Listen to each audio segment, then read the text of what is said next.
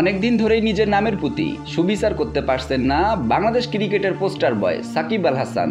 জাতীয় দলের সাবেক অধিনায়কের বাংলাদেশের জার্সিতে টি-20তে 607 দিন আর 20 ম্যাচে সাকিবের ব্যাটে নেই একটি 50 ও শেষ 20 ম্যাচে গড় কেবল 18। বল হাতেও খুব একটা যে স্বাচ্ছন্দ্যে আছেন এমনটাও বলা চলে না, তেমন উইকেটও পাচ্ছেন না তিনি। টি-20 বিশ্বকাপে নিজেদের দ্বিতীয় ম্যাচে দক্ষিণ আফ্রিকার মুখোমুখি হয় বাংলাদেশ দল। এই ম্যাচেও ভুগেছেন সাকিব, নরকিয়ার বলে পুল করতে গিয়ে ক্যাচ দিয়েছেন। বাংলাদেশ চাপে পড়েছিল, সেখান থেকেই 114 রানের ছোট্ট লোকের ম্যাচটিতে বাংলাদেশ হারে 4 রানে। আর তাতে সাকিবের দায় দেখছেন অনেকেই।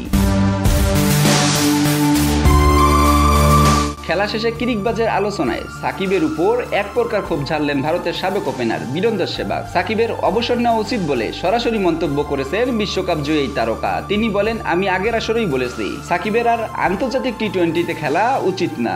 ওই আলোচনায় সেহবাগ আরও বলেন, আপনি এতই সিনিয়র খেলোয়াড়, অধিনায়ক ছিলেন দলের, এটা শেষ আসর, কিছু তো লজ্জা থাকা উচিত। আপনার নিজে থেকেই বলা উচিত আমি টি-20 থেকে অবসর নিচ্ছি, আমার বোলিং ভালো হচ্ছে না, ব্যাটিং ভালো হচ্ছে না, দলের জন্য আমি কিছুই করতে পারছি না, তাহলে আমি খেলে কি করব।